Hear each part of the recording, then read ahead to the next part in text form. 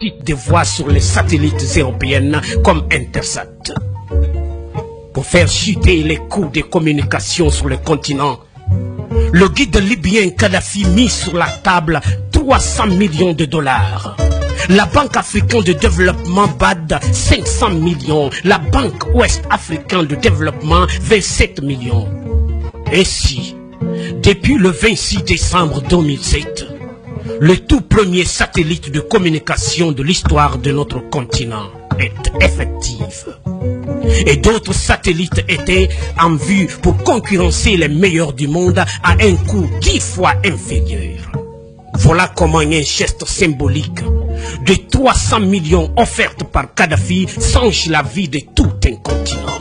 Par ce geste, le guide libyen a fait perdre à l'Occident pas seulement 500 millions de dollars par an, mais les milliards de dollars de dettes et d'intérêts que cette même dette promettait de générer à l'infini et de façon exponentielle, contribuant ainsi à entretenir le système occulte pour dépouiller l'Afrique.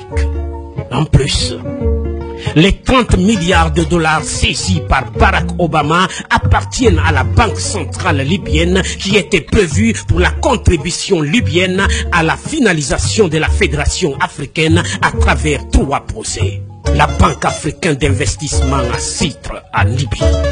La création dès 2011 du Fonds monétaire africain avec un capital de 42 milliards de dollars avec Yaoundé pour siège.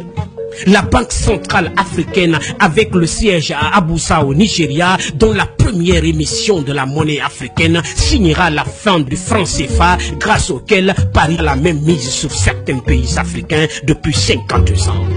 Voilà pourquoi la rage de Paris contre Kadhafi. Tous les pays qui ont bombardé la Libye en tuant Kadhafi sont tous financièrement en quasi-faillite. Les USA, les États-Unis d'Amérique, à eux seuls, ont 14 000 milliards de dollars en dette. La France, la Grande-Bretagne et l'Italie ont chacun environ 2 000 milliards de dettes publiques. En 1865, dans son soutien à Abraham Lincoln pour l'abolition de l'esclavage, l'économiste américain Adam Smith l'avait prédit. L'économie de tout pays qui pratique l'esclavage des Noirs est en train d'amorcer une descente vers l'enfer qui sera rude le jour où les autres nations vont se réveiller. Créer des fausses guerres en Afrique, dans l'espoir de trouver de l'oxygène pour continuer l'apnée économique qui ne fait que s'empirer, ne fera qu'enfoncer les Occidentaux dans leur déclin qui a pris son envol en 1884 lors de la fameuse conférence de Berlin. C'est pour déstabiliser et détruire l'UA, l'Union africaine, vers les États-Unis d'Afrique avec la main de maître de Kadhafi qui est mal vue par l'Occident que l'Union européenne a d'abord tenté sans y parvenir la carte de la création de l'URM, Union pour la Méditerranée. Il fallait à tout prix couper l'Afrique du Nord du reste de l'Afrique. Cela a échoué parce que Kadhafi a refusé d'y aller. Il a compris très vite le jeu à partir du moment où on parlait de la Méditerranée en associant quelques pays africains sans en informer l'Union africaine en y invitant tous les 27 pays de l'Union européenne. C'est ce qu'ils ont tenté de relancer, tout en misant sur la chute de Kadhafi.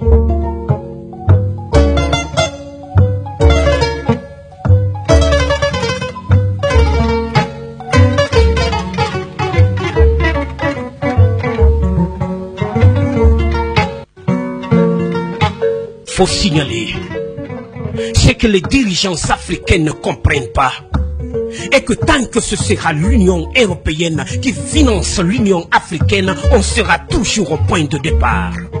Car dans ces conditions, il n'y aura pas d'effective indépendance. C'est dans le même sens que l'Union européenne encourage et finance les regroupements régionaux en Afrique. C'est ce que Lincoln avait combattu dans la guerre de sécession aux États-Unis, parce qu'à partir du moment où un groupe de pays se regroupe autour d'une organisation politique régionale, cela ne peut que fragiliser l'organe central. C'est ce que l'Europe voulait, Et c'est ce que les dirigeants africains n'ont pas compris en créant coup sur coup la COMESA, l'UDEAC, la SADC et le Grand Maghreb qui n'a jamais fonctionné, encore une fois grâce à Kadhafi qui l'avait très bien compris. Ceux qui prétendent qu'ils exportent la démocratie sont-ils des démocrates? Et si la Libye de Kadhafi était plus démocratique que les USA, la France, la Grande-Bretagne et tous ceux qui ont fait la guerre pour exporter la démocratie en Libye? Le 19 mars 2003, le président George Bush lance les bombes sur la tête des Irakiennes avec le prétexte d'y exporter la démocratie. Le 19 mars 2011, c'est-à-dire 8 ans plus tard, et jour pour jour, c'est le président français Sarkozy qui lance ses bombes sur la tête des Libyens avec le même prétexte de leur offrir la démocratie. Monsieur Obama, prix Nobel de la paix 2009 et président des États-Unis d'Amérique pour justifier qu'il procède à un déferlement de missiles, crise de ses sous-marins sur la tête des Libyens, a dit que c'était pour chasser le dictateur Kadhafi du pouvoir et y instaurer la démocratie. La question que tout être humain doté de la moindre capacité intellectuelle du genre et d'appréciation ne peut s'empêcher de se poser est: ces pays comme la France, l'Angleterre, les États-Unis, l'Italie, la Norvège, le Danemark, la Pologne, dont la légitimité pour aller bombarder les Libyens était sur le seul fait de s'être autoproclamés pays démocratiques, sont-ils réellement démocratiques?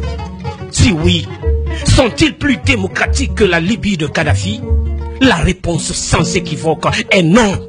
Pour la simple et bonne raison que la démocratie n'existe pas. Et ce n'est pas moi qui l'affirme, mais celui-là même dont la ville natale Genève abrite l'essentiel du commandement des Nations Unies. Il s'agit bien entendu de Jean-Jacques Rousseau, né à Genève en 1712, qui affirme dans le chapitre 4 du livre 3 de son très célèbre ouvrage du contrat social que il n'a jamais existé de véritable démocratie et il n'en existera jamais.